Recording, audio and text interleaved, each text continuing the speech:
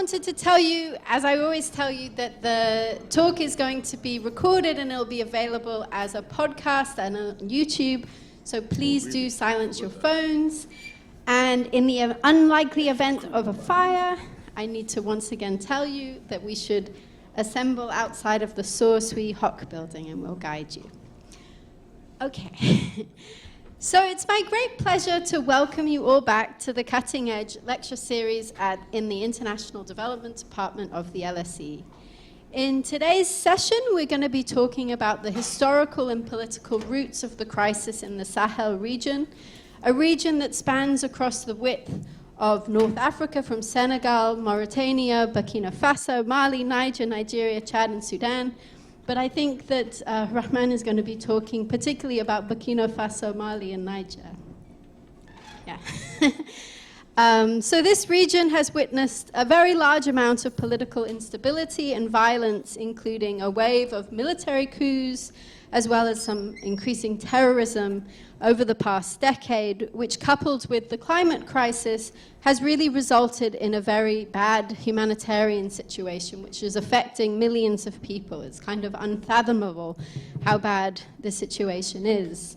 And we are so very lucky to be joined by an expert on and from the region, our guest, Professor Rahmane Idrissa, who describes himself as a political science fast embracing history. And I presume that's because he thinks how important history is to explaining the present. He received his PhD from the University of Florida, and he's previously worked at the University of Niamey, as well as organizations based in Nigeria, including the Social Science Laboratory, LASDEL, as well as a think tank that he himself established called EPGA, which trains students and coordinates projects on migration, youth employment, and governance. So I think this really shows that he's a kind of committed scholar who goes outside of the university to support young scholars in the region and to put academic knowledge into practice. He's currently a senior researcher at the African Studies Centrum in Leiden University in the Netherlands. He's published widely, both in French and in English, both in very prestigious academic journals, but also kind of popularly in order to raise awareness of the crisis. I've been told that his Substack, which is in French, but you can easily translate it, is such an influential source of news that the former president of Niger would read it. He's also published important books, including The Politics of Islam in the Sahel, Between Persuasion and Violence, and a historical dictionary of Niger, that our discussant describes as so important that anytime you don't know who somebody is, you can go and read the biography of the person. So we are very fortunate and very happy that he can share his expertise and knowledge with us today about this important crisis. We're also going to be joined by one of our own senior PhD students, Aoife McCullough, who is completing her PhD on the influence of foreign militarization and the war on terror on state building and state legitimacy in Niger. She's also a former researcher at the ODI and has also published widely on this area, so I'm really looking forward to her comments and questions. So today we're going to do things a little bit differently, because Rahmane thinks that maybe the audience isn't that familiar with things in the Sahel. He wants us to pause before we move on to the discussant. So he's going to speak for about 35 minutes to 40 minutes, and we're going to pause. And if you have any kind of clarification questions or any things you didn't understand, we're going to have an opportunity to ask that. So please, as you're listening, if there's anything you don't understand, please take a note of it and put up your hand. So then we're going to let Aoife speak for 10 to 15 minutes, and then we're going to widen up for the kind of bigger picture questions and implications, those kinds of questions. So without further ado, please welcome Rahmane and Aoife to our series. Thank you.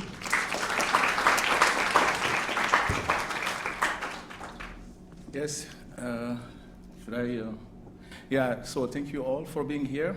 And I wish to repeat what she said, because this is coming from my experience. I know that the Sahel is so little studied, so badly covered by the media, that my experience in talking about the Sahel, it always comes with me saying lots of things that I was sure people understand or know, and then I was very surprised that there are some points of details that escaped them, and therefore my speech was not understood the way I wanted it to be understood. So, and since this is not a classroom, I cannot interact with you to make sure that I'm getting my points well across. So do ask those, do take mental note of just obscurities, facts that, what is he talking about? And then during that short period of time, ask those factual questions. I would task Aoife with making sure that you're actually asking factual questions, and if they're not factual questions, we just say, no, we move it to the ideas discussion. So I wanted to repeat that. So this talk, I must say from the outset, Aoife, and I was telling you that a moment ago, is not coming at the best moment for me as a person, as an individual, and I'll go into some of the details of why I'm saying this in the last part of the talk. When I accepted to do it many months ago, I was in a very different place in my head and in my perspective on the situation that was unfolding in the Sahel, which is, of course, the part of the world where I come from. But in just 2-3 years, the Sahel has packed more history, if generally of the absurdist sound and fury type, than it has known in 6 decades of independence. I wouldn't say it signifies nothing, but I will affirm it gets the Sahelians nowhere. And idiocy, oppressive idiocy, plays a leading role in it. If this sounds like fighting words, they're really coming from an exhausted soul. There is probably only so much history one can take within such a short span of time. But I have a friend from Burkina Faso who put it better, although he used a French phrase for which I have failed to come up with a good English rendition. How, this is me quoting this friend of mine, how he said one can sustain this, and here's his French, flux tendu de bêtises. Perhaps think about being hosed down by a relentless water jet, or rather in this case, stupidity jet. Okay, so this is no analysis. I'm trying to convey to you the highly subjective or personal state of exertion that some of us in the Sahel feel about the situation there. Perhaps you'd understand better if I say to you Brexit or Trump. This is not necessarily how the events in the Sahel are seen outside of it. I am aware of that. And I think the outside response points to one of the reasons I have called the Sahel the ultra-periphery. This outside response, which mostly see the coup d'etat and installation of military regimes beginning in Mali in August 2020, the way the coup makers want them to be seen, that is as patriotic, anti-imperialist, anti-French neocolonizations, revolutions in the making, mostly is coming from the left. And this adds to the exhaustion, actually.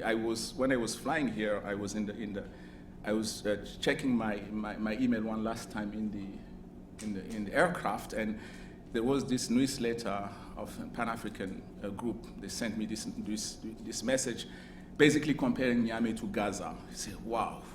So you see what really that's kind of. But yes, okay. To come back to and finish off that point, I'm exhausted but not spent. So I most certainly can revisit the ultra-periphery with you today. I'm not sure, by the way, that this is the best concept for the problems I have in mind. Since about a year, I have been working on a book of history, which is where I'm working out my understanding of the periphery. This is a book of global history that looks at the 16th century as a time when one world system, which I call the trade meridian, began to sink and founder, while another one, the capitalist meridian, was rising and waxing. And I'm looking at this from the vantage of the Sahel. The point here isn't the Sahel, though, but the contrast between the trade and the capitalist meridians. Basically, the trade meridian is a geoculture. This concept of geoculture is coming from Immanuel Wallerstein, the world system theorist. A geoculture of interlocking connections through which the large population basins of old world, China, India, Mesopotamia, and the Mediterranean were linked by trade and commerce. There were empires in the trade meridian, but there was no global center-periphery structure. The trade meridian was horizontal and decentralized, and its central actors, though little studied as such, were traders, not empire builders. The capitalist meridian, on the other hand, rose on a scaffold of global empires that organized the world in a vertical, centralized geoculture with centers of capitalist accumulation and peripheries of loss and deprivation, and a pecking order that spread across humanity. And in the case of the capitalist meridian, you also have traders playing a very important role, but traders playing a role like empire builders. Think about the East India Company or the Dutch East India Company. Now, my book is only about that moment of toppling over from one structure to the other. But looking at the capitalist meridian in contrast to the trade meridian, we better gauge and fathom its consequences, its long durée consequences for the world in which we live now, and of which those moments and events are the cataclysmic origin. If you like dramatic, cinematic imaginings, we may say that the rise of this capitalist meridian was like an earthquake that tore through the fixed plates of the trade meridian from an epicenter on the Atlantic facade of Europe and reconfigured humanity itself. The first shock for the Sahel was the destruction of the Songhai Empire, the last of the empires of the Western Sahel Sudan. You have Ghana, Mali, Songhai, via the first colonial expedition ever to hit south of the Sahara, launched in 1591 by Morocco, a state that wanted in the sort of action started by its Iberian neighbors in the Americas. Now, the question is, how does this reconfiguration of humanity occur, and what does that have to do with the Sahel? That reconfiguration happened in many ways, but the ones that interest me here are the pair: metropolitization, peripheralization, and the nation state.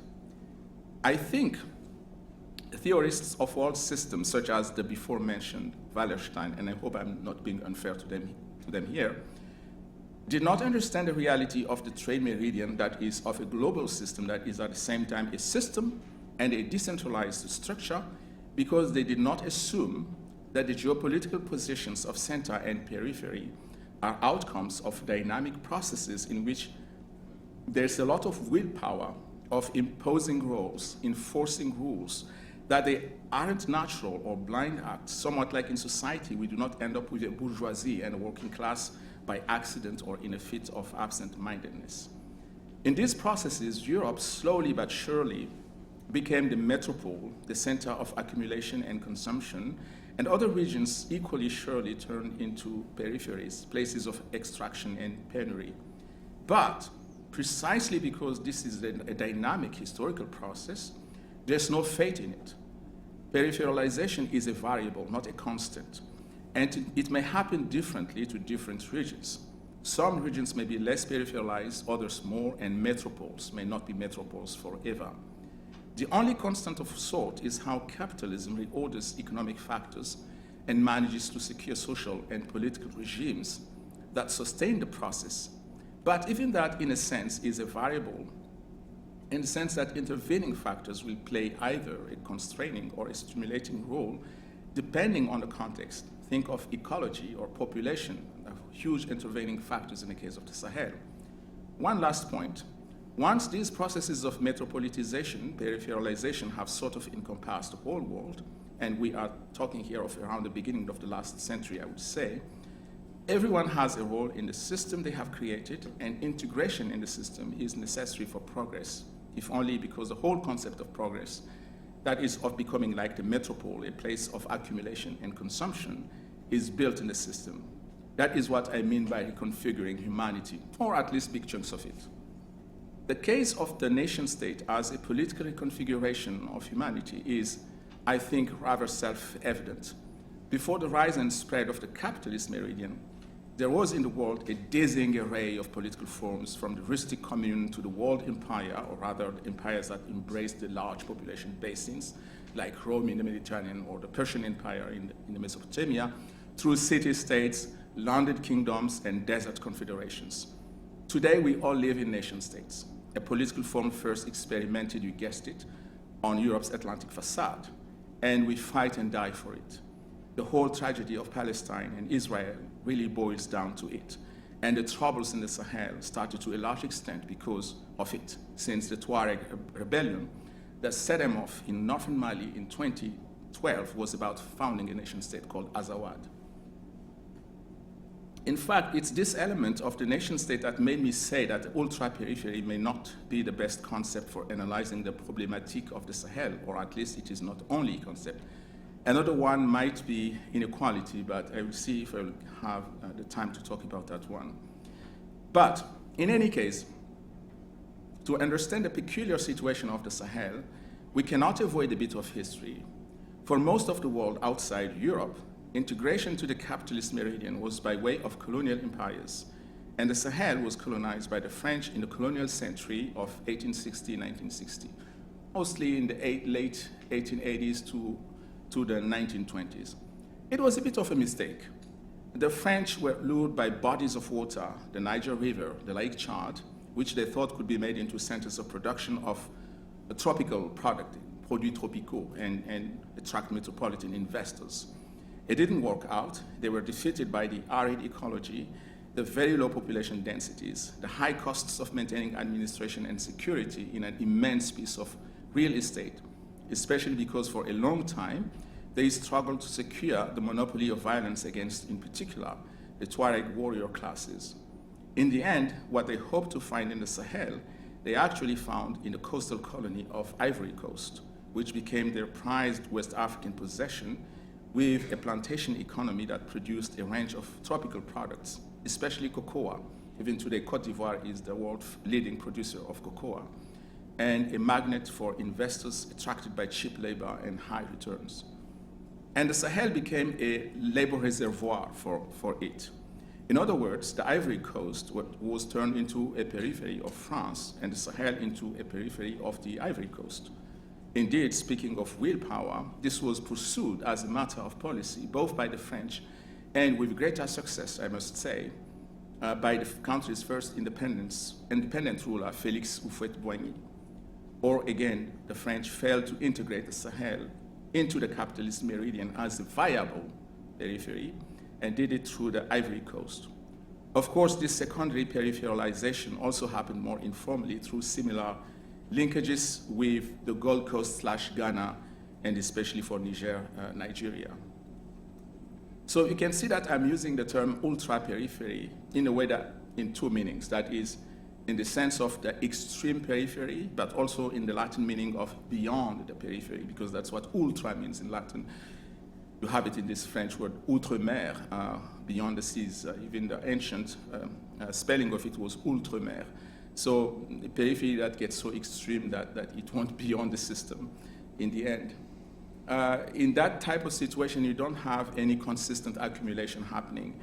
The center-periphery relation creates a subsidiary accumulation in the periphery, which, when it is not through portable resources such as minerals and fossil fuels, fosters a social stake for further integration in the system. And this sounds too abstract. I can give an example. I would say in the Francophone African world, the classic example would be that of Morocco versus Algeria. Both countries had a colonial settler population that created a modern agricultural sector that complemented France's economy. Both got rid of the settlers after independence, but kept the agricultural sector, which was initially their primary foreign exchange earner. But very soon after independence, Algeria became a petrostate and gradually wiped out its wine production, which was sold mostly in France, and created a social stake for integration with French economy. In fact, President Boumediene, who was the Algerian president in the late 1960s, early 1970s, began undermining the wine sector after a diplomatic spat he had with the French, who were unhappy that he nationalized the oil and gas sector at the expense of Total and Elf, and had grumbled that they might not buy so much Algerian wine anymore. Boumediene reckoned that with the oil and gas windfall money, he did not need to cozy up to the French.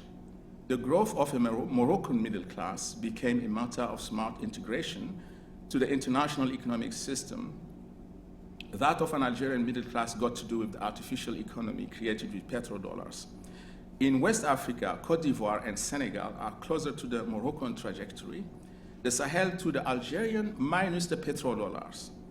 Indeed, lacking both a decent level of subsidiary accumulation through integration to the system and discretionary income such as petrodollars, the Sahel countries have been unable to grow a middle class, contrary to Senegal and Cote d'Ivoire, and this goes a long way towards explaining the recent political trajectory. Look at it this way. If you don't have a social stake in something, you are more likely to radicalize against it, especially when that something is riddled with the injustices and inequities that come with peripheralization. There's the idea that you have nothing to lose. But that idea has to come in your head. Now, the Sahel countries are not, of course, completely disconnected from the international economic system. By the way, you notice I'm no longer speaking of a capitalist meridian. This is because in the confusion of all that's going on these days with China, the BRICS and all that, I wonder if we're not in the middle of another earthquake similar to the one in the 16th century. Well, anyway, I was saying that the Sahel countries are not completely disconnected from the international economic system. They have a colonial inherited cash crop sector, at least Mali and Burkina do with cotton, and they export minerals. But this is revenue that gets recycled in the official economy and does little to improve the income situation in the real economy. The real economy is in fact dependent on integration with the Gulf of Guinea in terms of circular migration, transporter trade, import-export trade, and formation of large diasporas. I don't have the figures in mind, but if you combine the sizes of the Malian and Burkinabe diasporas in Cote d'Ivoire, you get a population larger than the native Ivorian population. There are no policies aiming to make this regional economy a transformative source of accumulation. So this is all very fragile. The result is that, unlike Algeria, the Sahel countries lack export revenue thanks to which they can finance the production of public goods. They are massively dependent on that score on development and humanitarian aid. So even though there were radical temptations in the past, and there were, I know them, the sense of dependence put paid to them. In other words, the leaderships valued international aid and adhered to the regime of norms and rules that flowed from the center, from the West, sincerely or transactionally, or a mix of the two. That also played into the political regime of electoral democracy, which made of the aid industry a major stake in electoral contests, because that's where most of the public's goods are coming from, not to mention the fact that international corporations sponsored dozens of NGOs and was a major employer in economies with a huge dearth of stable formal employment. But if you are a Sahelian leader and you want to go the radical way, that is breaking relations with the center, that is easier than for a leader in Abidjan or Dakar. Because you are so far outside, so little integrated, the socio-political stakes are low. As a sovereign, you can get by with, say, mining royalties, and you can decide to whom you award mining rights. And that can be foreign mercenaries if you want. You are too poor to be sanctioned, really, and you will quickly realize that aid industry does not easily pull out of places with lots of misery, even if the government is very problematic. So nothing fundamental changes, but you have what looks like lots of power. The question then is, what do you do with it? And the response to that question depends on why you went the radical way to begin with. You remember I said that I was not sure that the notion of ultra-periphery will help in tackling the Sahelian question, aside perhaps from introducing it. And I referenced inequality. Well, this is because I don't think the radicalism we see in the Sahel is peculiarly or singularly Sahelian. Many of its manifestations, such as the essentialization and then rejection of an order, which is in this case the West, and all that flows from that, such as the rejection of human rights, of LGBT rights in particular, the emphasis put on national pride and injury, the cultivation of resentment and victimhood, the embrace of authoritarian leadership to achieve freedom and greatness, and alignment behind those seen as the enemies of the West can be found in many, many other corners of the planet, including in the West, where all you need to do is replace the notion of West with that of liberals to obtain the same sort of stance. And inequality of national power does not change it. Many supporters of Donald Trump in the most powerful nation on earth are as convinced as the Pan-African radicals of the Sahel that they are the victim of a wicked world that is out to get them. It even gets more confusing, or maybe more enlightening than that. One of the earliest and most persistent claims of Sahelian victimhood in this exhausting moment in history was the notion that the French anti-terrorist military interventions were a cover for setting the stage for the plundering of the untold mineral wealth lying in the ground of their territories. I chalk that conspiracy theory up to the memory of French neocolonialism and the fact that the official economies of the Sahel are so dependent on mining revenue. But recently, similar claims, couched in exactly the same terms with the same outlandish conspiracy tales, were raised in some US states against the federal government, which had to issue denials. And this, of course, by people who are firmly resolved to vote Donald Trump on Tuesday. I do not want to dwell on this because this is a whole issue in itself, but I thought I should put it out there, particularly because it is necessary to understand that the Sahel is not here a singularity. I would add perhaps that inequality issue, if it may not explain the radicalism in the Sahel, accounts for the response to it that we see outside the Sahel. The Sahelians are so much the underdog that the story that they tell about France and imperialism, though utterly bonkers, and in fact not addressing the real reproaches that could be made to the French, are credible, especially on the left, of course, where they have even become a manner of cause célèbre. But here I think the ultra-periphery nature of the Sahel perversely returns to the fore. And from here on, the best way to show this to you is perhaps for me to gradually seg into a more personal story. Politically speaking, the ultra-periphery has two negative consequences, of which I have always been aware as I was growing up in Niger, and even if, of course, I didn't think about them in such a nerdy way. For most of the time, in fact, I sensed them more than I thought about them. One is that the Sahelian ancien regime of the société à étage, as they call it, that is the hierarchical society of ascriptive birthright status and strong attachment to conservative codes of life with ethnic or religious connotations, has survived colonialism and still exists in our day and age, if under new appearances. And the other is that political power is never used for change, progressive or otherwise. Well, I shouldn't say never, because some leaders did try, or do try, and I'm not thinking only of Thomas Sankara, and certainly not of the current juntas, but it never really panned out in my reading of history. This has everything to do with the ultra-periphery. On the one hand, this process of reconfiguring humanity, which in the French domain took the name assimilation, had more limited or unintended consequences the further away from the center you go. And on the other hand, the fact that political power is based structurally on a kind of extroverted enclave economy, especially after the brief moment in the 60s where economic development was envisioned as accumulation through agricultural productivism had come and go. So when political power is based structurally on a kind of extroverted enclave economy, that tends to lead to a socio-political structure of the privileged few and the excluded many, not to a social contract based on the idea of the common good. So to me, as a Nigerian and a Sahelian, the revolution that needed to be done, that needed to happen, was about these two consequences of the ultra-periphery. There was need for a revolution of the citizen, of the citoyen, should I say, because the revolutionary quality of that rings more clearly in French, of course, against that société à étage. And there was need for an economic revolution where transformative accumulation is anchored in the real economy, not in the official economy. Also, I viewed and still view history in a way that is not very common in the Sahel, and in fact in Africa more generally. When we speak of our history as Africans, we organize it around colonization. We divide it into pre-colonial, colonial, post-colonial. The latter, which some actually see as neo-colonial, certainly the Pan-Africans of the Sahel who kicked out the French in what they believe is an anti-colonial uprising. To me, we have various periods in the past. And the more recent before colonization is a kind of ancien regime in which in the Sahel, the state polities we had were dominated by the warrior classes of our société à étage, and sometimes by clerical classes who turned into warriors when they engaged in jihad.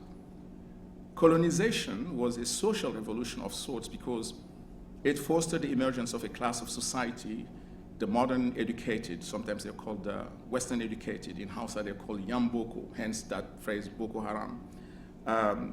That was outside the société à étage, and that also threw the basis of civilian rule in state traditions where rule was until then based on military force or religious sway. Note that I take care to stress state traditions, because the Sahel also had, so-called stateless societies where things were organized very differently. But the colonization of the Sahel, as I mentioned before, was very difficult, more limited than what we tend to imagine, and did not last that long, all of 60 years at best in the case of Niger, which means you could have been born before it and died after it. So to me, the twin perils of politics in a country like Niger was not French domination, but oppression by either a theocracy or a stratocracy, that is a military regime.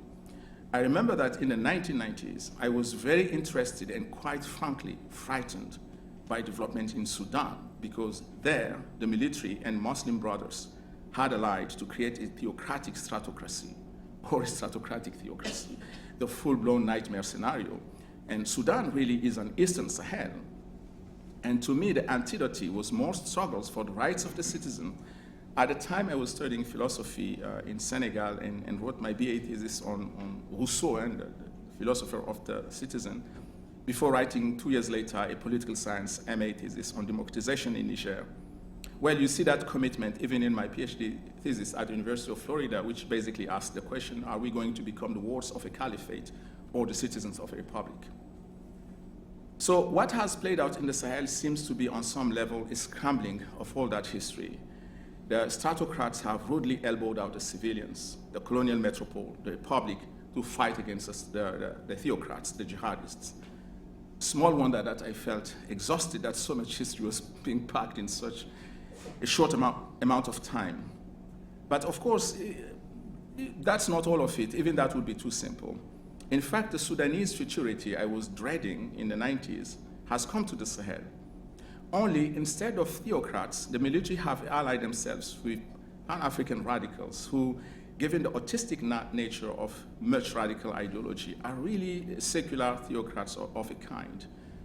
Militarized ideology always has a whiff of fascism or totalitarianism about it, as was certainly the case of the one in Sudan in the 90s. And there's something of that in the new dispensation in the Sahel to varying degrees, and Burkina Faso is where this is most advanced. Some of my Burkinabe friends explain this distinctiveness by the legacy of the Sankara revolution of the 1980s, which was also a regime of militarized ideology, although there is, of course, the difference that in Sankara's case, the ideology was progressive, while in the present day, it is conservative and identitarian. And like in Sudan, these regimes of militarized ideology are also a cover for the amassing of personal wealth, particularly because the suspension of political institutions, freedom of the press, civil society independence, and political opposition have made the state coffers a wide open candy jar. In Niger, they have gone so far as to decree that national security expenditures are not open to scrutiny, which in practice is also the case in Mali and Burkina. This conduct sort of radicalizes the privilege-excluded dynamic that was a feature of Sahelian governance before, and rules out the economic revolution I mentioned, to wit, whereas that economic revolution would necessarily rely on a reform of ECOWAS, the Economic Community of West African States, to make it truly a vehicle of economic progress in the region. The juntas have pulled the countries out of that organization just because they do not want to be constrained by ECOWAS's democracy norm. The stability and safety of their regimes are paramount, and they're ready to sacrifice the economic well-being of those countries for that. And I know that because I am sending more Western Unions these days than ever before. Another parallel with Sudan is that regimes are now engaged in what looks like permanent warfare with no theory of change, which would necessarily entail a bunch of reforms, starting with a restructuring of the army itself and a political strategy of engagement with the jihadists, such as, in fact, the one that Niger's President Mohamed Bazoum was developing when he was toppled. I think I have to stop here. Although it's on a very dark note, that's why I'm kind of hesitating. But that's where we are in this moment in history. Well, there are other issues, of course, but I suspect they will come up in the discussion, so I guess I can just give back the floor to the students.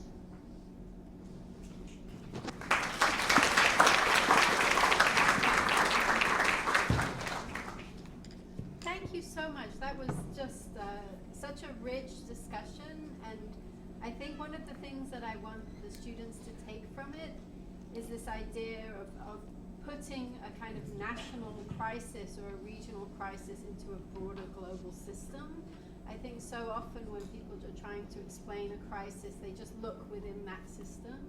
And I think your talk is a really nice way of scaling things up and thinking about how it sits within this broader system. Okay, so we're going to pause here for any clarification questions. So do we have any clarification questions? Please do not be shy, because I can guarantee that if you didn't understand something, there'll be other people who also didn't understand it. And you're doing people a favor if you ask a question. And are there any questions upstairs? Clarification questions? Hello, my name is Aida. I'm from Burkina Faso, grew up there. My whole family is there.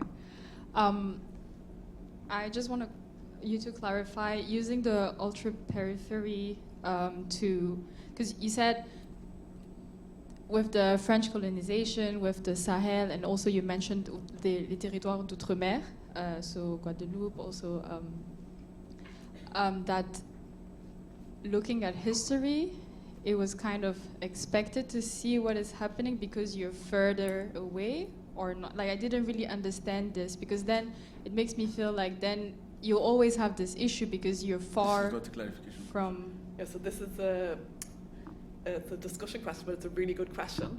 Yeah. So I didn't understand the way ultra-periphery was used in the... Isn't it? Yeah, but clarification questions are really questions about facts that I don't know. You're talking about this, but actually there is something that happened that makes you speak of this, but I don't know that thing that maybe you can clarify. This is a discussion question. Okay. Yeah, it is a bit more conceptual. Yeah. It's a very good question. Yeah. I will put you first to re-ask the question. But are there any kind of just factual questions? I mean, maybe this is a sign that LSE students are more in the know. I'm not sure, because sometimes if you don't ask factual questions, it's because things have been so obscure and confusing that you don't even know where to ask the question. I don't understand what factual statement, because your speech was a lot of how you see things. So what is the clarification question? Okay, I can respond to that, but then if there are no clarification questions, we can just go to your response. Okay, so there is a question here. Or not? Are you sure? Yeah, we take two. You can try and answer what you mean by ultra-periphery very, very briefly, right? Yeah. Yeah. Yeah. Okay. So yeah, ultra-periphery. As I said, it's like the extreme periphery. I think what kind of created the confusion was when I explained that ultra also means beyond, and then I just referenced this French word outre-mer to explain the meaning of ultra. That's the only reason. The outre-mer has no importance in how I'm defining the ultra-periphery. I'm just saying that this is the extreme periphery in the sense that, the integration is even kind of sometimes intermediated by another periphery, in this case, Côte d'Ivoire. But also, you are so far out on the edge of the system that you're almost like beyond it, that you're almost like outside of it. And the way this being outside of it is kind of measured is even the way in which accumulation happen, or actually does not really quite happen in the ultra-periphery, because the central periphery relation is supposed to create some accumulation in the periphery, maybe not, of course, not like in the center, but you have some kind of subsidiary accumulation that happens. But in the ultra-periphery, it's even less intermittent, and so this is what that passage was about. Does that make sense? Yeah. Okay. So there's two questions upstairs now. Great, thank you. I was frantically taking notes, and so I missed, at one point you spoke of a real versus... real economy versus official economy. Yes, could you speak more to that? I might have missed it, but... Yeah, So. just clarify. But just Okay. If it's not something that you want, that you treated, because again, No, if no, I no. missed it, go ahead. If No, I I'm not, just we can deferring discuss it. to Aoife because I told her she's the one who should decide which question is clarification, which one. So that's why I'm looking at her. But I can. She said I can respond. So I will respond. Yeah. No.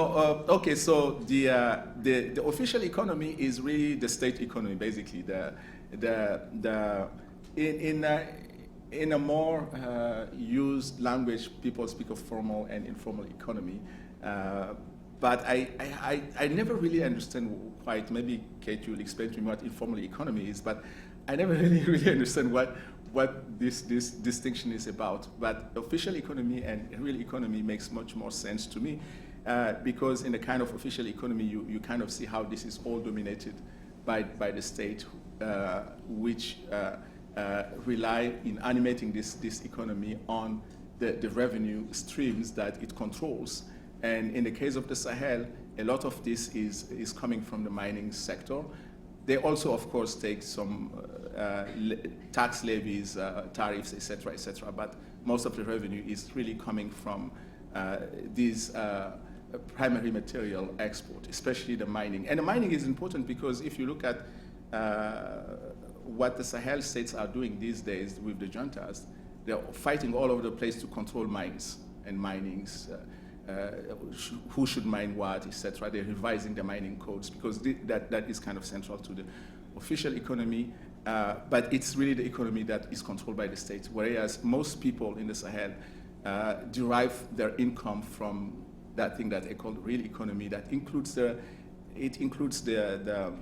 informal economy, it includes agriculture, it includes some part of the economy like trade and that are more formalized. So that's why this whole notion of informal and formal is not convincing to me. And also one thing maybe that I should, and I will end there. One thing that is important in that distinction between the real economy and the official economy is that I'm not sure that the real economy is peripheralized because it has a very different relation to this center-periphery structure than the official economy. The official economy is really the economy of the periphery because the integration of the Sahelian economy into international value chains start with these primary products. But in the real economy, it's like, herders selling cattle from Niger to Nigeria, even some kind of services like transport services that are created by Nigerian business people. I was in West Africa this summer. I traveled in Cote d'Ivoire, Ghana, in a Nigerian bus. So this is really where the people are drawing their income. Could I ask a quick follow-up? Because with this last comment, I think I really have to clarify this. You gave three reasons, at least those are the ones that I noted, for why it was easier for the Sahel, being the ultra-periphery, to detach from the center. The second and third were that it was too poor to be sanctioned and that aid doesn't pull out so easily from, let's call them fragile states. But the first one was in reference to, again, the mining and the role of mining and raw materials in the economy. Could you just? Yeah, that's the thing. The connection. It's really this kind of international value chains thing. What is your linkage with the international economic system in the Sahel? It's that one. It's not just mining because also cotton. And things like that. But that's what your linkage is. But this is a peripheralizing linkage because to actually get into the higher stages of accumulation in the international economy, you have to have this, what is the word in English? Monter en gamme. You have to upscale. Add value. Yeah, added value, and you have process. to start doing other things than, and so this is why I'm mentioning that. Okay, we have one more clarification question at the front. I think you're right. Hi, thank you for a very interesting talk so far. I just wanted to actually follow up from there. So you talk about how Sahel, so my question is, if you could just clarify a little bit what you meant by whether Sahel has a middle class, and that like, was there a linkage of ultra-periphery leading to there not being a middle class? Is that how I understood? Is it correct? That is a clarification. Great question. Yeah, that is a clarification question. It's exactly, because this is the kind of thing that if you do not live in the Sahel, you don't know. Yeah, that we have a very small, budding, struggling middle classes in the Sahel, so they're not growing a middle class. And in one of the signs of economic progress, of course, is that you have a larger middle class, because then you have consumers, you have people who pay taxes in a kind of formal system. You have something of a social contract maybe emerging out of that. And so if you don't have that, it means that you're really kind of backward in the economic terms. And in the Sahel, yeah, the middle classes are puny. You can see even and that actually shows in terms of the integration in the system. The kind of investment that you see, for instance, from France into Côte d'Ivoire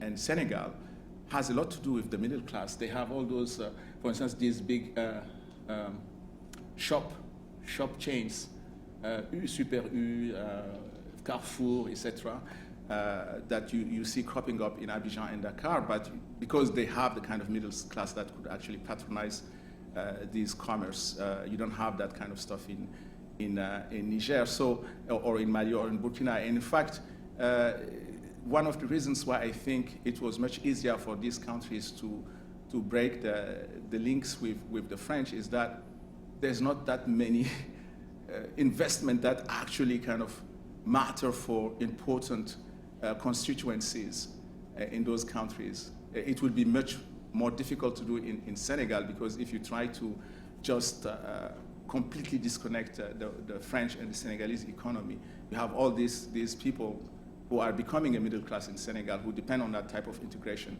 who would put pressure on, you cannot do that. I mean, you have to think it through.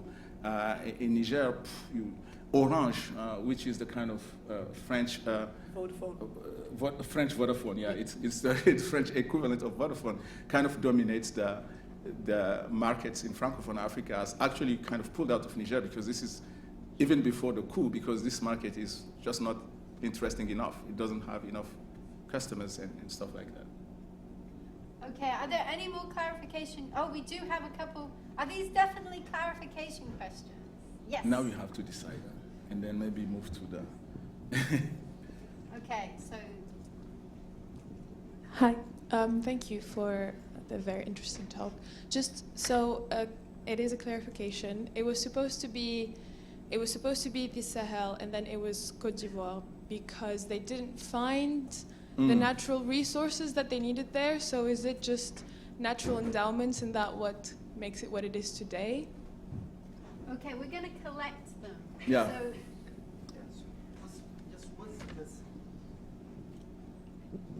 what's the linking factor of the Sahelian region?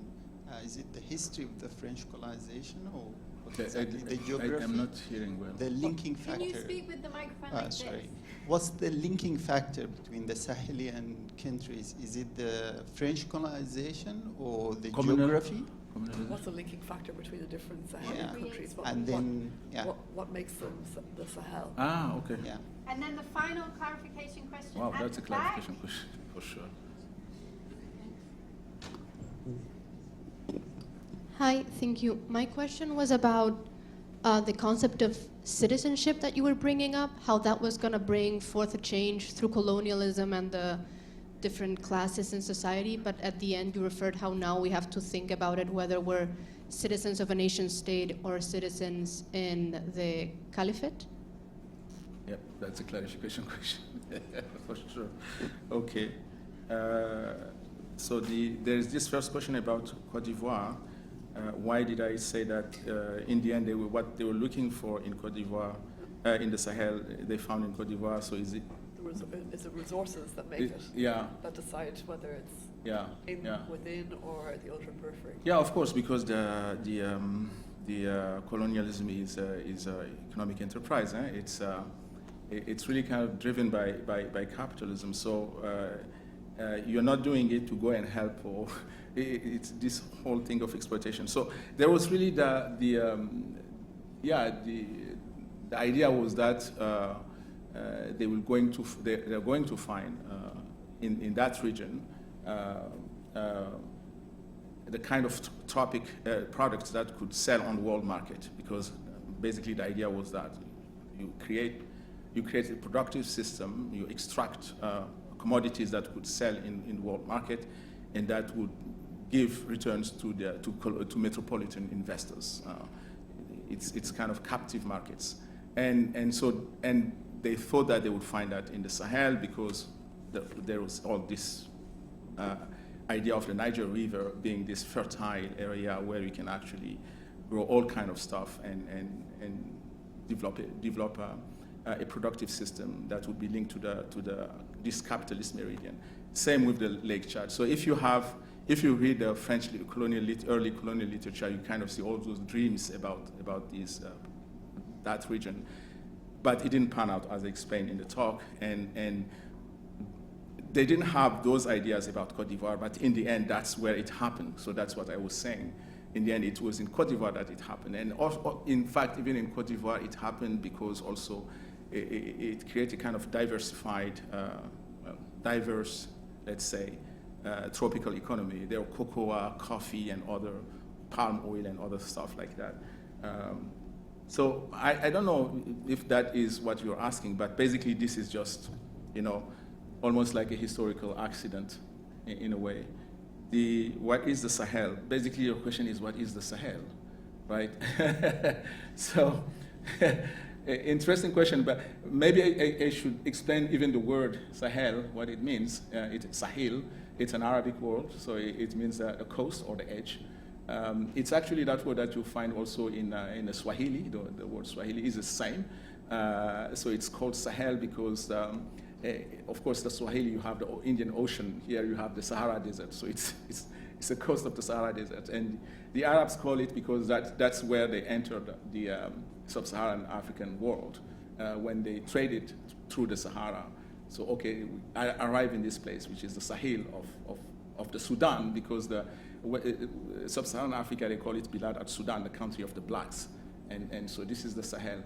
And that's why you explained at the beginning that it stretched basically from Senegal to Sudan, because so you have those connections and linkages that come from ecology. Of course, this ecological dimension is there. They're contiguous. They have almost the same populations. For instance, you have the Songhai in Mali, then you have them also in Niger. You have the Tuareg in Niger, Mali as well. So they have also something almost like a common civilization, because if you are in the same ecology, you kind of share the same habits, almost the same kind of ways of practicing religion. You have the same diet also. If you share the same ecology, all these kind of create a kind of common home. So there is really this sense of Sahelianness. I actually wrote about it in an article. The New Left Review, it's called. Yeah. The Sahel, a cognitive mapping the Sahel. Yeah. And yes. It's an excellent read. And I think that the definition of the Sahel as a shore is kind of getting at your point about the kind of pre-capitalist world system, right? That this was a shore for trade to the Sahara. Yes, it created that connection, yes. Yeah, so I think it's kind of an interesting it's a linguistic remnant of this kind of earlier period of trade. Absolutely. It's kind of interesting. Citizenship is, I think it's just what is called in English civil rights. Of course, I use when you say it in English, it makes less sense than when you say citoyen, because we have this French Revolution thing, Declaration of the Man and the Citizen.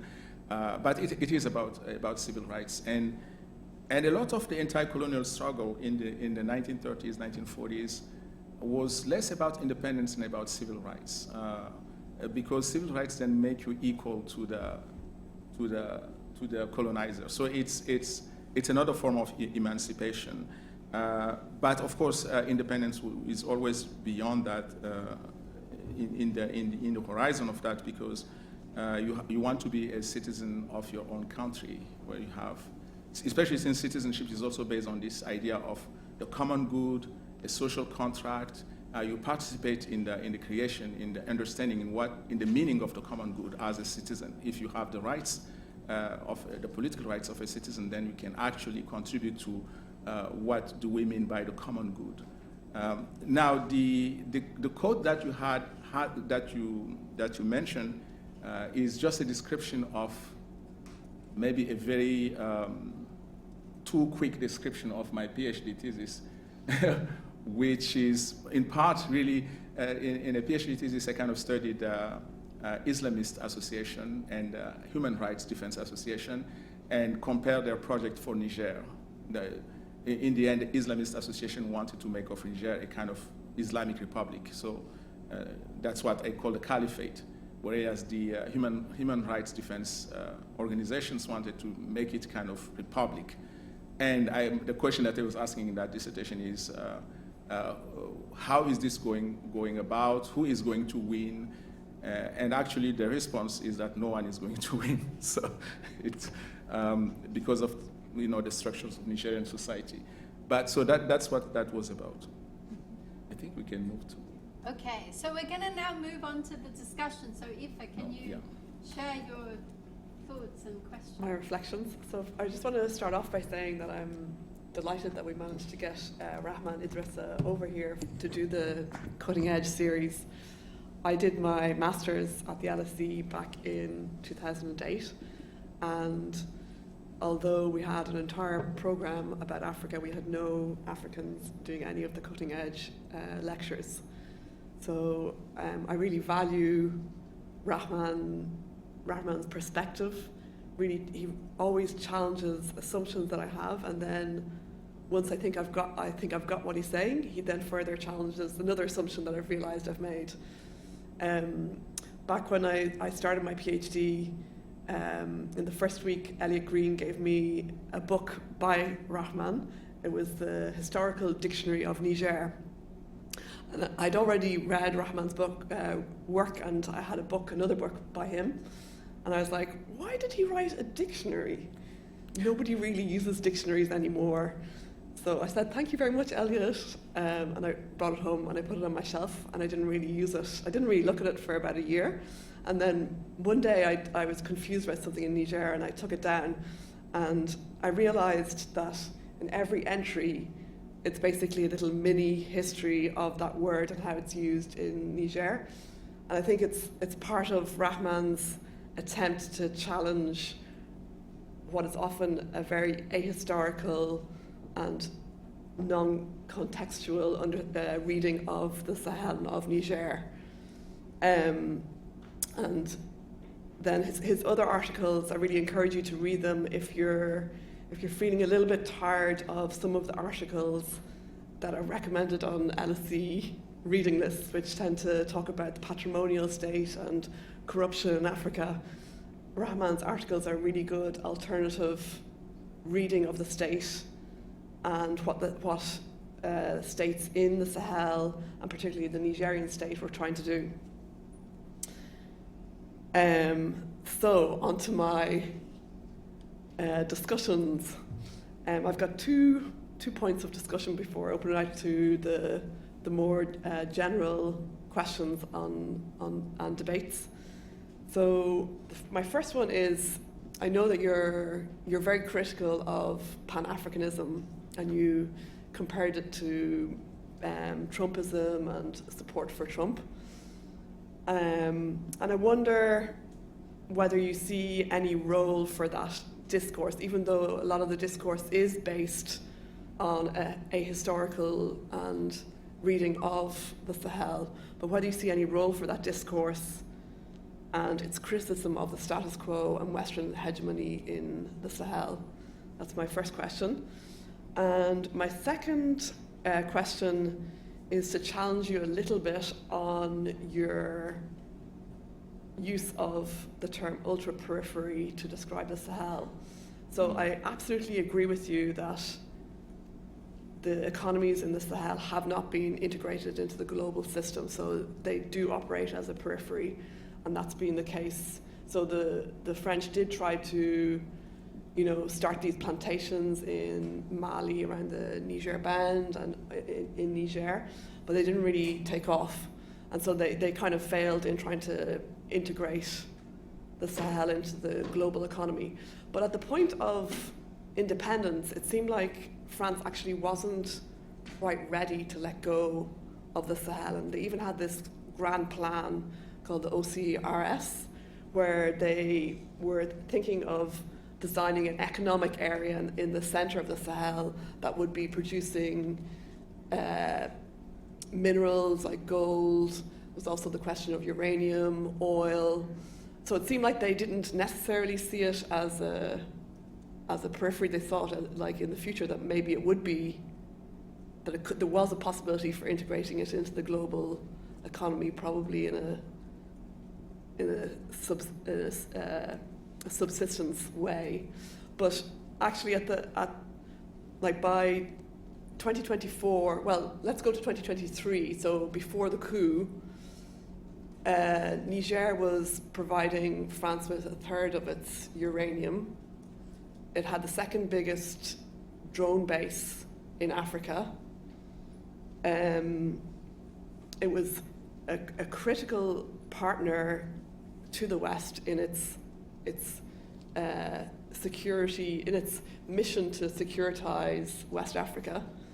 And from the point of view of ISIS and Al-Qaeda, actually one of their center of their activity and their expansion is in the Sahel.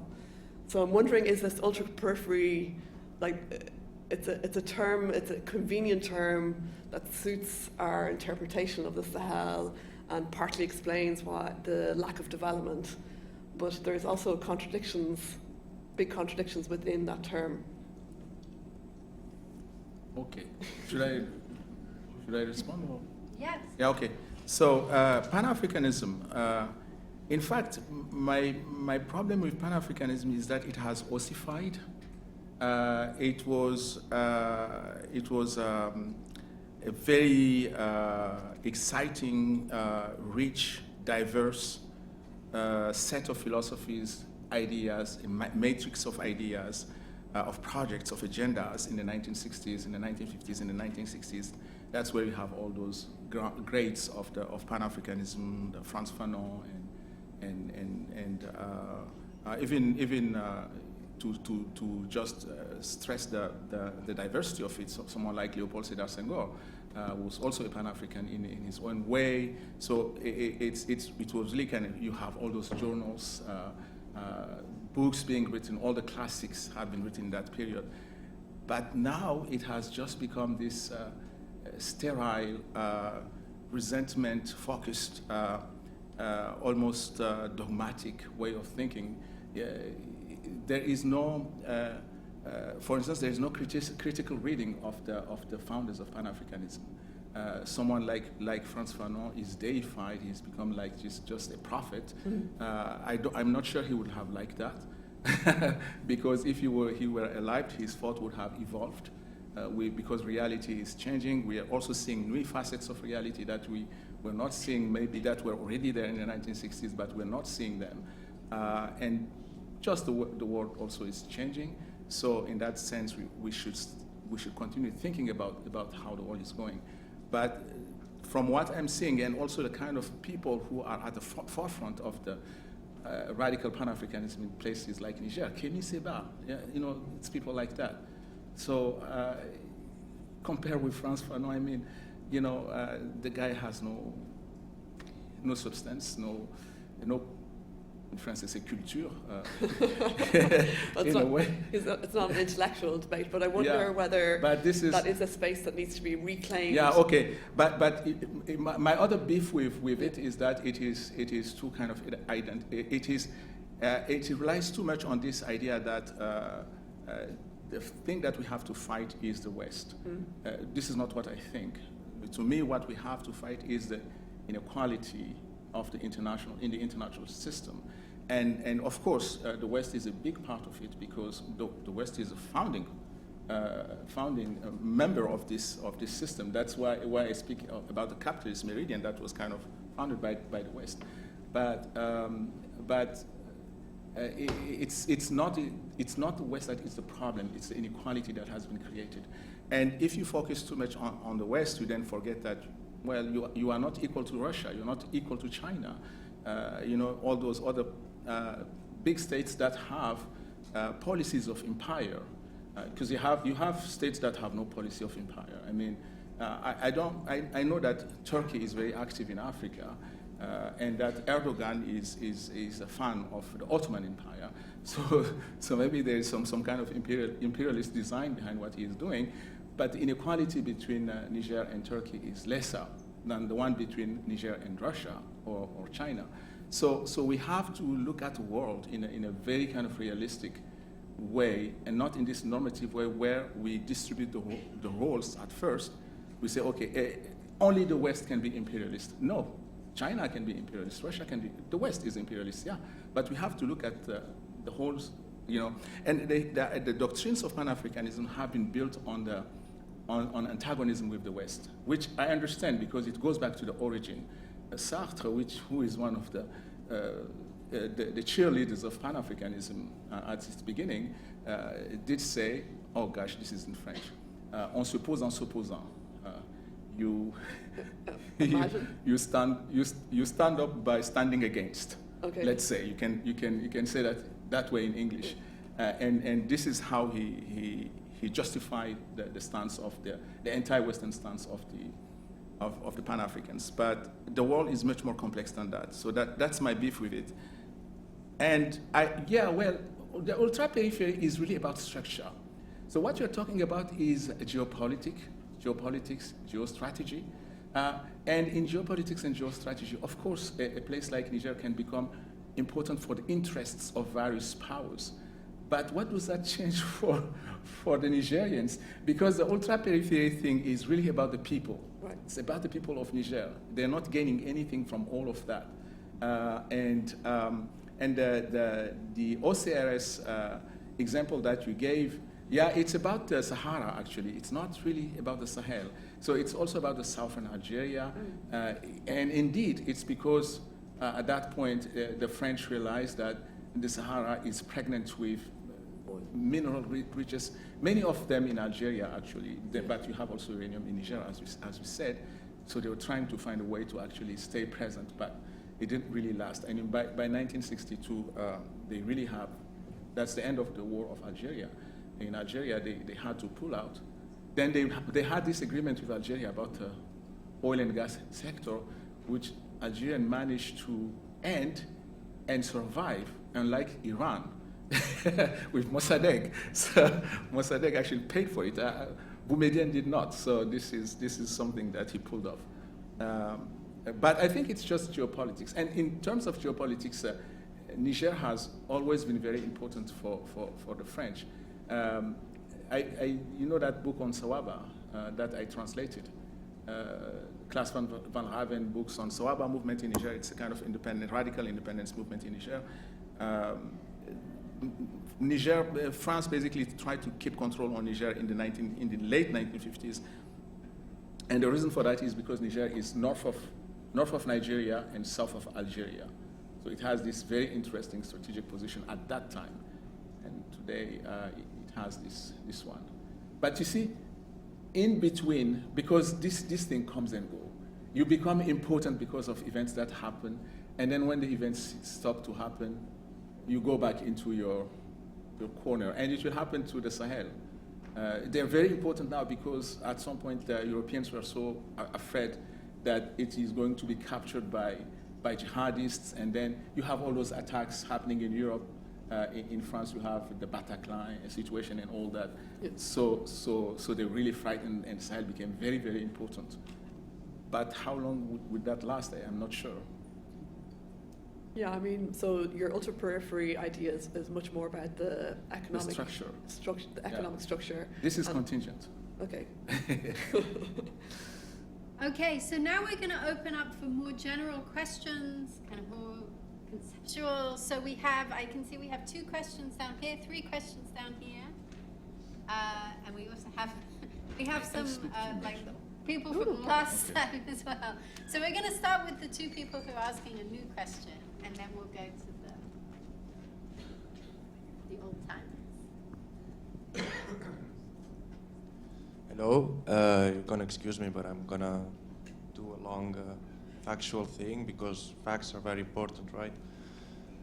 So when you speak, if you could like... Yeah, like this, is it right? About this ECOWAS thing, right? The three alliance of Sahelian states pulling out. One of the arguments was that the ECOWAS doctrine of pushing free trade towards the Europeans as well, the Cotonou Agreement, it was going to hurt the economies because the first reason the Europeans went into West Africa during the commodity boom was because they wanted to push free trade. So there is a lot of critique, right? And you've said it yourself. It has been 40 years, 50, 60, in which nothing happened in these countries. The leaders have all been sellouts. The population has not benefited from it. And if you look into the Afrobarometer numbers, it's crazy because you see the support for authoritarian regimes just skyrocketing during the last 15 years. So there is this very hard sentiment across populations of a Pan-Africanism that may bring change. And there is obviously as well critique because of the authoritarian nature of it. But I think populations see it as the main point. Like, if it keeps going into this governance thing that's being pushed through different treaties, it's going to stay the same, just the periphery. And we've seen developments in the economies of these countries. I think Niger has experienced double-digit growth. A lot of deals with the Belarusians and the Russians as well for agriculture and other developments, even build a nuclear reactor to produce energy. So what are your thoughts in all these developments that we could see as somehow positive? We're going to take a few at the same Okay. time. Can you should I take two at a time? Yes, because Okay. I understand. I'm a bit tired. Well, she asked the question in the last round, So so if we're going to start they ask too many, I'm going to forget. Hi, bonsoir, I should say. Yeah. When you were talking, what you reminded me of with your distinction between the official and the real was Mamdani's bifurcated state, which is, the civic and the ethnic. There's the emphasis on the ethnic in Mamdani's work. But if I understand correctly, the revolutionary nature of Sankara's regime and a lot of these regimes is that they modernized and fell too much into the official path, if that's how I'm understanding you correctly. Is that the same reason why you believe that the new coup d'etats they're focused too much on these official means? Is that the reason why A, they will not last, and B, they're not deemed successful in the current moment and will not succeed in the future? Okay. All right. I will try to respond, but I probably have to come back to you because there are elements in your question that I don't understand clearly. Regarding the first question, I don't think we have the same data with regard to what is happening in Niger. This kind of growth that you're speaking about, Niger has been growing, but this is not new.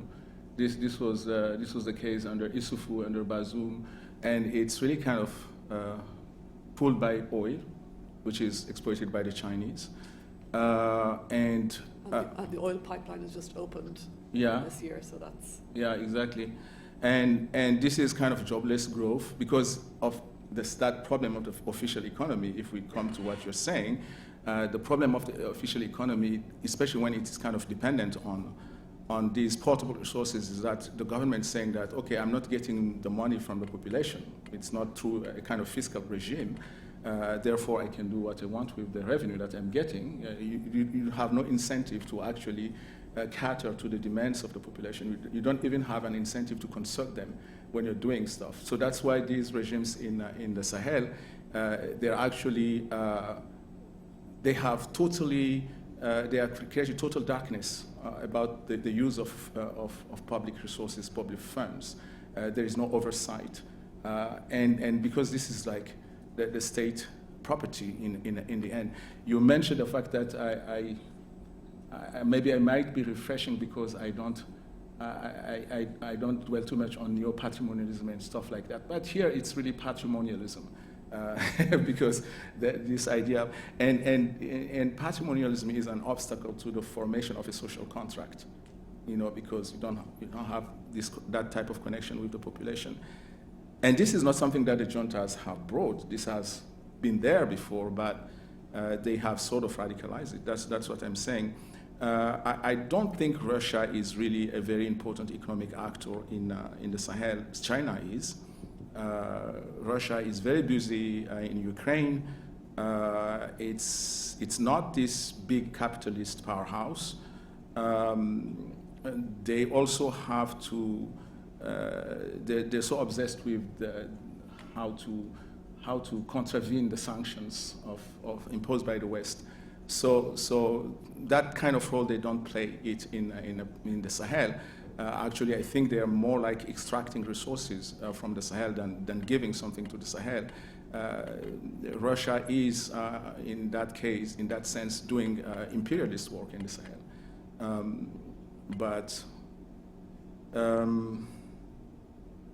And last thing, maybe, I'm not sure who is seeing this as positive. I will speak only of the case of Niger. When the coup d'etat happened, people had the impression that there is this enthusiasm for the coup. But that enthusiasm has many different motivations. I think the Pan-African are actually a minority. But you have them, of course, but they're very vocal minority, very active minority. But most of the people who supported the coup were happy because they thought that it was the end of the PNDS, the ruling party of Bazoum and President Mohamed Youssoufou. They especially hated Mohamed Youssoufou more so than Bazoum, and they wanted to get rid of the PNDS. And they thought that this coup is doing that, but they have been totally disillusioned because Mohamed Youssoufou, who they hate more than Bazoum, is still a very important person. He's the only politician of the civilian era who remains important in today's regime, and that is because the coup was made by his man, Abdurrahman Chani. Is a close friend of Mohamed Youssoufou. And by the way, Abdurrahman Chani was able to make that coup because he's not in the military per se, he was in the presidential guard. The military was being very closely monitored, so it was difficult for them to make the coup. But who was monitoring the military? It was Abdurrahman Chani. And no one was monitoring him, so he organized this. So if you go into the details, things are not as the propaganda of the juntas make them look like. Okay. So should we open up for some more questions? Let's have a look. So we do have a question at the back and then a question at the front. And then I see the man with the lovely bear jumper. Thank you very much, Dr. Idrissa. I found it really fascinating. Two questions. Firstly, on the historical angle. So you mentioned the integration of the sort of pre-colonial Islamic revivalism, and I wondered if you thought that the sort of resurgence of Boko Haram and the Islamic State in the Sahel are an interesting parallel to the sort of 19th century Sokoto Jihad, because they have this sort of same state builder intention, and I wonder if you think that it's almost a cyclical process where you have state breakdown and state reformation. Actually, I understand. Oh, sorry, I can rephrase it. But basically, it's the idea that with the Sokoto Jihad specifically in the early 19th century, you had state building and Islamic revivalism. Do you think we're seeing a repeat of that with Boko Haram and the Islamic State? Okay. Then the other question is about Guinea-Conakry. So you mentioned Sudan as an example of something of a case where it can go wrong. But in Guinea-Conakry, you obviously have the junta, and you have general stability, more linkages with France, and no sort of integration of the Wagner Group or Islamic extremism. Do you think that's a case where perhaps the juntas can move economic development forward, or is that also a case where the state's going to eventually fail?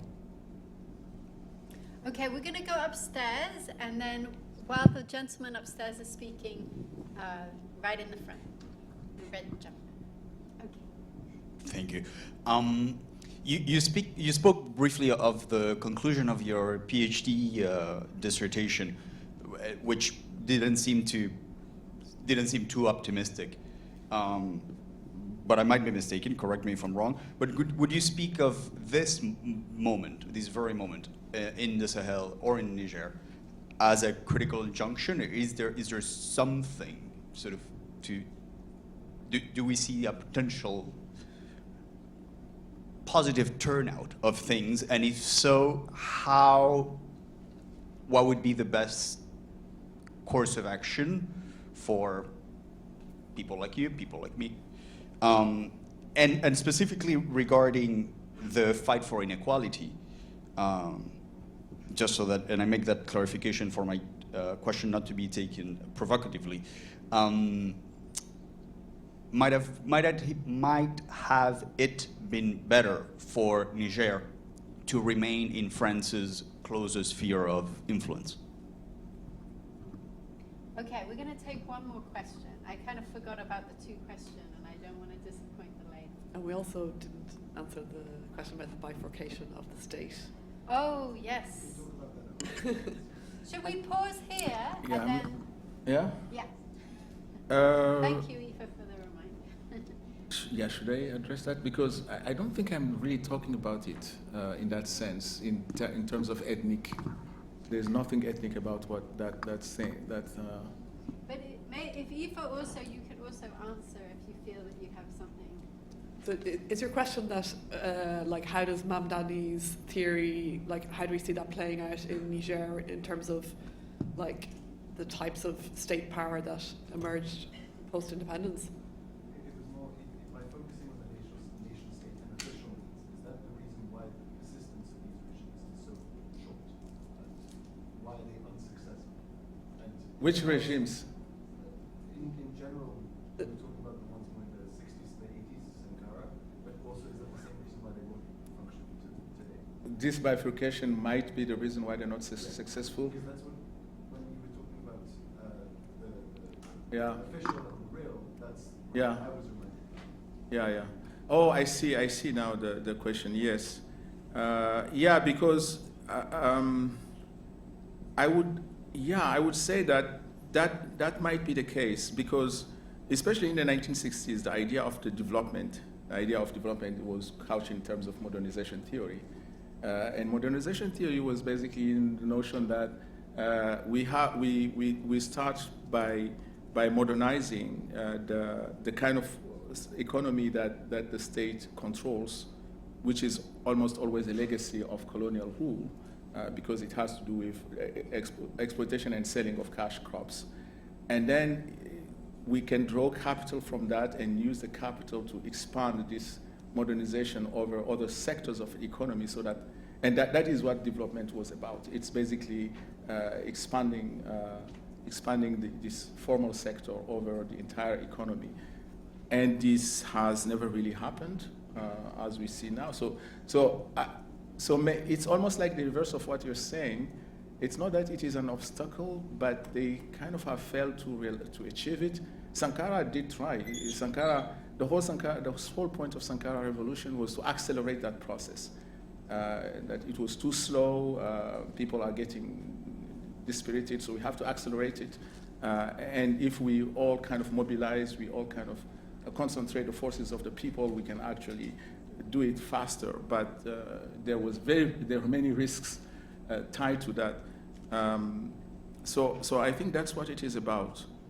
And it has not, so we don't have that kind of change happening in the Sahel. My own view is that the Sahelian economies are not capable of making that transformation alone. They have to work with their neighbors. That's why I mentioned ECOWAS. ECOWAS really has to be something different than what it is now. And in fact, if you look at ECOWAS project, they do have this agenda that at some point they will have this common agricultural policy, this common industrial policy, but they're not doing anything to get there. I am not going to go into that. But the point is, even if they're not doing that, ECOWAS presents an immense added value for the real economy of the Sahel, because basically ECOWAS takes the state out of the hairs of people. If you do not have ECOWAS, then all this kind of transborder trade, which is critical to to Sahelian real economy would not happen as easily, because you'll get harassed by the states. You would migrate to Cote d'Ivoire and then you would get harassed. You're not from here. Where is your residence permit? You know, things like that. One of the most important business in Niger is the service sector. It's the bus transport. I mentioned it. I was really amazed. Even with the border between Niger and Benin being shut, I was able to travel between Accra and Abidjan in a Nigerian bus, because they were so dynamic and they dominate the market. But this is because you have ECOWAS. And pulling out of ECOWAS, I don't know what it would do to those. I already started to see the sign when I was traveling. The way Ivorian border control was treating the Nigerians, I already see, you know, the shape of the future, and it is not reassuring. There is something about Sokoto. Is Sokoto something that Boko Haram is trying to do? Well, I guess. Revival. I guess in the sense that, okay, we need. Is it possible to compare? We need a caliphate. Yeah. So there is this notion of khilafa, this Arabic notion of khilafa, which is the ideal regime for Muslims, because a khilafa takes care of your needs in the world. They call it maslaha, basically the comforts in the current world, and also takes care of you in the hereafter. So this is really the ideal regime, and you need to have it as a Muslim. But this is not something that is specific to Boko Haram. You also have more peaceful Islamist groups who have that dream and that kind of trying to get there through other means. This is the whole thing about my book, between persuasion and violence. Boko Haram is trying violence, those other groups are trying persuasion. So going through politics. And yeah, in Nigeria, I don't know if they reference Sokoto that much, but I would say it's just... Izala references yeah. Yeah, they do. Some groups do. There's even a mosque, Usman Danfodio in Niamey, which is coming from one of the Salafi groups. So there, of course, there is always this nostalgic. But there's one thing that struck me in Nigeria. They didn't celebrate in 2004. I thought they would. Maybe they did. I thought they would celebrate the birth of the caliphate or something, the anniversary. You know, I don't know why I was thinking that way. So I don't really know how important Sokoto is in the vernacular memories of those Islamic groups in Nigeria. It's a good question, though. Guinea-Conakry, I think the coup in Guinea-Conakry is very different from the coup in the Sahel, actually. It looks like the coup that tended to happen in the Sahel before this sequence. So, like in Niger, there were many coups. There was one in 1996, 1999, 2010. And there were always coups that were made because the civilian rulers had misbehaved. They have blocked the system, they have done things that they shouldn't do. So like, this was the case with Lansana Conté, with his third term, violation of the consensus, not the law, but the consensus about the third term. So basically the coup was, okay, we're going to do it against it. Normally in such coup, then afterwards we have a transition period and a restoration of democracy. But they're not doing it in Guinea. They're taking their time, and that's worrying. And I think they're taking their time because they saw that, oh, we are in a period where actually military can do many things. They see how the things that were happening in the Sahel have kind of changed the climate, kind of diminished the sway of the democratic norms. So yeah, we're gonna take our time. But they're not behaving like the juntas in the Sahel. They're not pulling out of ECOWAS or stuff like that. So they're not part of the ASS, basically, the ASS idea. Should we hope for a positive turn? Did you see how I ended my talk? I mean,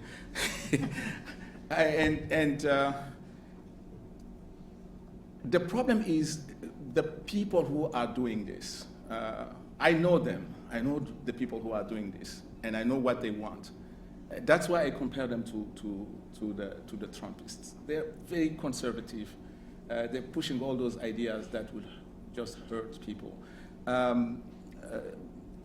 We were talking at, is it at dinner, talking about how during the time of Bazoum, those people were actually lobbying to push for the criminalization of homosexuality. And I think my Substack played a role in preventing that from happening. But the junta came in power and they did it. And they just did it in Mali. They did it in Burkina. Burkina, the guy went at the UN to speak about against homosexuality. Come on, at the UN. So, and this is just a sign. It's not just that. It's also this lack of empathy with the population. I can see that. It's basically a very conservative elite that has taken power without the consent of the population. They were acclaimed, of course, but they were acclaimed again, especially in the case of Niger. Maybe in Mali and Burkina it's a bit different, because they thought, okay, this is like the coup of the past. We're going to get rid of this PNDS system. Yeah, Bazoum was a good guy, but he did came to power through a fraudulent election. We're going to get rid of this. We're going to have a transition, and then we'll have a better democratic system. I remember I was having conversations with people in Niger. I was saying, no, this is not what is going to happen. You think this is going to happen. It's not what is going to happen. They didn't believe me. Many people didn't believe me. They really thought it was like the transition of before. Hama Amadou, he believed that. He was in Paris, an exile. He went back to, Hama Amadou is a prominent politician of Niger. He went back to Niamey because he thought this is what is going to happen. Now everything is going to... He was going to have his turn in power. Yeah, and now he died. Yeah, he's dead. Yeah. Recently, I think 2 days ago. Passed away? Yeah, you didn't know? No, I didn't know. Yeah, he did. So... but in fairness, there was a lot of support for cutting ties with France. Oh yeah, he getting mentioned rid of the military. he mentioned the French. So you could say that, okay, maybe people thought that it was going to be a coup, like there have been coups in the past where basically it just involved a transfer of power to the opposition, and that was the way of transferring power. And actually, the elections in 2021 were the first elections where there was a peaceful transfer of power, but it was to another person in the same party. So it wasn't actually a transfer to the opposition, and so it's very possible that a lot of Nigerians thought that this time it was going to be a coup, like some renegotiation of the constitution, shuffling of some of the bases of power, and then a run of elections, and then the opposition would take power. But that's not what has happened. No. But so that's one interpretation. But the other interpretation is that the political situation in Niger had radically changed, and they did have these foreign militaries, which people, I would say the majority of the population disagreed with, and the coup leaders were saying we're going to get rid of them. Yeah, well, I'm not sure it's the reason why they precipitously got rid of the foreign military, the French especially, not all foreign military, was that the French were a real danger for the success of their coup. It was urgent for them to get the French out. I'm not sure. I think people in the west of Niger were against this French presence. Yeah. Some people in Hausaland too, I'm sure. Yeah. But I think it's people in Hausaland, it was less urgent for them. It was less hot. Yeah, and also I remember I would talk with some people even in Niamey. They didn't really care that much about the French, and they could participate in all those demonstrations against the French because, you know, you have all those kids on the street. They did that also during the Charlie Hebdo riot. Many people have nothing against Charlie Hebdo, but they participated in those riots. And you also could see in the democratic era how it was easy to mobilize throngs of people and give the idea that I have all these supporters, but actually it's just, sometimes it's people you give money to, and sometimes it's just people who are drawn to the excitement. So it's very difficult to, but in Western Niger, yes. In Western Niger, there was this animus against the French, and I even saw it when I conducted interviews in the countryside. Yeah. The question that, okay, you want to say something, because I have to respond to his question about the French. The second part of his question is that would it have been better if the French had stayed? For inequality specifically, Yeah. I think it's more complex. The question is not should it be better if relation with the French have been maintained? To remain in the sphere of influence of France. That's what it is. Maybe, I don't know. To me, you shouldn't be in a sphere of influence. So I guess that's France or otherwise. You shouldn't be in a sphere of influence. And also, maybe it was not such a good thing, because I think that the French, and this is one reproach that actually the people do not make to them, but the French no longer really understand the situation in Africa. I have talked a lot with French officials, given seminars, lectures, etc. They're really kind of lost, because in Africa, in Francophone Africa, they continue to see France as this neo-colonial paragon of that existed in the 1960s, 1970s. But the situation have changed, and the stakes for France of maintaining a neo-colonial policy in its former empire in Africa have diminished drastically in the 1990s, with all kind of processes going on, like the globalization, building of the European Union. Globalization in particular actually kind of drew the French enterprise in other parts of the world, much more present in Nigeria than in the entire Francophone West Africa, for instance, French enterprises and corporations. So they kind of lost touch with the situation in these countries. They stopped the cultural diplomacy was reduced. They closed down their Ministry of Cooperation in 1999. So kind of see that all these apparatus of neocolonial control was kind of dismantled in the 1990s. Also due to Afro-pessimism, the idea that, well, Africa is just not a place to be, it's Asia, it's, you know. So things have changed.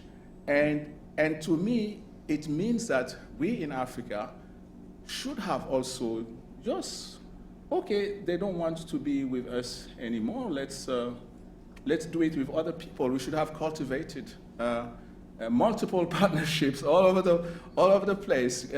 We would have actually, one thing that I always reproach to the Nigerian, why don't you have a foreign policy? You should have a foreign policy. One thing also that, but this responds to your question about the maybe one benefit of staying with the French instead of the Russians. One thing also that I was telling them when this anti-French discourse started to dominate the public sphere in Niger is that, and pro-Russia, because the anti-French discourse went along with a pro-Russia discourse, saying, but France is an open society. You could actually lobby. You could actually influence the French government. You could have lobbies. You know, in Niger, they always claim that the French are supporting the Tuareg. But why are the French supporting the Tuareg? It is true, that is not false. But it is because there is a pro-Tuareg lobby that was created in the 1980s and grew in the 1990s, exactly like you have the pro-Israel lobby in the US. But don't sit there and cry and say they're bad, they're supporting the Tuareg. Create your own lobby. And you can do that. You cannot do that in Moscow. So at least there is that. But to me, we should just have our own foreign policy, our autonomy, maybe spy on Macron like the King of Morocco did, you know? I want to go for some last questions so we can get one more round. And we've so far only had men in this part, so I'm going to prioritize women. So we're going to start with you, and then we'll go back to you. Are there any other, and a lady upstairs? Not a woman, not a lady. Lady is too. I'm here. Hello.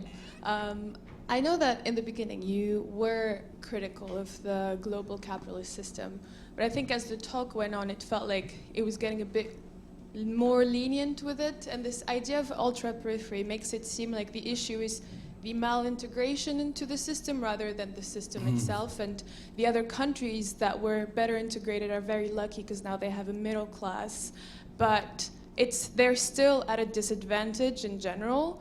And so I think that here, this hatred of the West or holding grudges is fair enough. And I think it is supposed to be against the West specifically because we can compare it to, yes, China and Russia were were empires as well, but they weren't the empires that took over Africa. So it's fair enough that in Africa, the hatred is directed at the West for the system that is existing today. And I think this is very deterministic and embraces the system, and now we need to make efforts to integrate it again rather than saying that it's all just a rigged game from the start and they are to blame. And it's not fair now to let them just carry on and let them do whatever and not blame them for it anymore, I think. Okay, and the question upstairs? Hi. I have 3 questions. So the first one is about Niger as in the ultra-periphery. So you mentioned how it was relatively easy for the ruling parties or for the government at the moment there to kind of pull out or cut ties with France because they're kind of they're not as integrated into the global economy compared to Senegal, for instance, where there's been a lot of investment and supermarketization. We have Carrefour and all that. So my question is, does a country bring in the ultra-periphery kind of delegitimize efforts to be independence or to strive for autonomy? And then the second question, you did talk a bit about like moving beyond understanding the histories of Africa, like pre-colonial, post-colonial, and pre-colonial, colonial, and post-colonial. And so my question is, if we're trying to move beyond that, what does that imply in the way we understand history now, when we're understanding African countries, or even Niger, which is where you come from? And then, of course, you've also criticized Pan-Africanism, saying that it's kind of trying to perpetuate these old ideas without kind of refining them and adapting them to the realities that we have today, and how the focus should be more on inequality than just the West. So how do we make sense of that now, especially like as students who might be interested in trying to liberate some of the chains that Africa finds itself in? I feel like women are representing the great questions. Yes. And the final question. I have 2 questions. The first one is, because you mentioned a lot Senegal, Côte d'Ivoire, and compared them with the Sahelian countries. Do you think Senegal and Côte d'Ivoire are models to follow and that Sahelian countries should maybe learn from them? If yes, what should we learn from them? And what should we not take from them if you don't think they're models? So why? And the second one is, so as a Burkinabe, which I have a lot of critics also with the juntas, everything, maybe not as many as you. But if we want to change things, if we want things to get better, what can we do? What do you think that we can do to make things change? I know you have a very pessimistic view of what will happen if it continues, but then if we want things to get better, what should we, what do you suggest? This is a beautiful question. I'm wondering if I can slightly abuse you and include the man in the back with the jumper, because I mentioned him earlier and then I didn't go back to him. Okay. Is it too much? No. No? Okay. I will maybe have to be shorter than, right? I mean, it is the time. Yeah. Yes. Thank you. I'll try to keep it short. It's a more structural question, less political. So you spoke shortly about the relative proportion of population to economic activity in the Sahel, so few people, so few economic activity. Do you think that with the population boom happening right now, there will be more economic development or just more suffering? Thank you. Yes. So these are very, very big questions, and there's less time, and it's the end. One thing to say is that after the talk, we'll go briefly to a pub, so you can maybe talk with some of the students a little bit more. Okay, great. Your question is really, I mentioned the inequality thing, and that I actually wanted to talk more about it, but I thought it would introduce a whole other topic, and I didn't do it. So your question is saying that, well, in the end, we should be angrier against the West and against anyone else because they were the ones who built this. system, and so therefore they deserve more criticism. Well, Right? also that in your presentation, you seem to be hinting that Yeah. Côte d'Ivoire was a model, and that should we not Oh, be critical of the yeah. system? Yeah, it is that not. creates those. Yeah, because this is about the Sahel. So maybe if I had to speak about Côte d'Ivoire, I would be much more. And that already goes to your model question.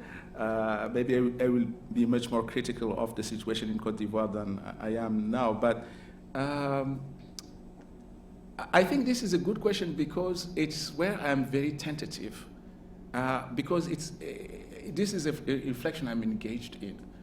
So I'm not myself sure, and this is why you say women are asking great questions. This is where I'm really not sure what to think, because this, the whole concept of progress, you cannot really escape it if you decide to be outside of the system. Even the people who have been pushed forcibly outside of system, like Iran with the American sanctions, they still want in, because this is the world that exists, and maybe it's important to change it, but you do not change it just by organizing a coup. Yeah, it's more difficult. I think the Sahel is an interesting place. If the Sahelians were up to that, it's probably the place where you could have the most progressive radicalism, because it's the place that is most deprived. That's where it shows the limits of the system. It shows that the system is not able to help those people. Therefore, it shows how weak or faulty the system is. And we can, to me, that's what we should do as Sahelians. We are in this position where we can actually level the most radical criticism, but they have to be forward-looking criticism. They have to be constructive, like showing an alternative. These people are not showing an alternative to this world. They just, they're not. I listen to them a lot. I was in Ouagadougou in July, and I was trapped in a car where I was not trapped, but I was in a car with a friend of mine, and he, what's his name? Traoré was making this 1 hour-long discourse. And the reason why I say I was trapped is that my friend turned on the discourse. I didn't want to listen to the discourse, but I didn't want to tell my friend, stop it. And I was a bit fascinated by the discourse. But the entire discourse was, the West is bad, the West is bad, the West is bad, we are victim, we are victim, we are victim, the West is bad. And he was saying it in many different ways, but it is the only thing that he was saying.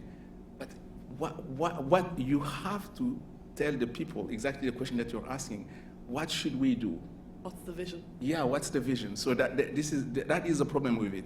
And I think it's kind of tied to this question of inequality, but I will not go into it. There is a question about delegitimization. I think I don't really, I'm not sure I remember exactly what that question is about. It's you, yeah, so.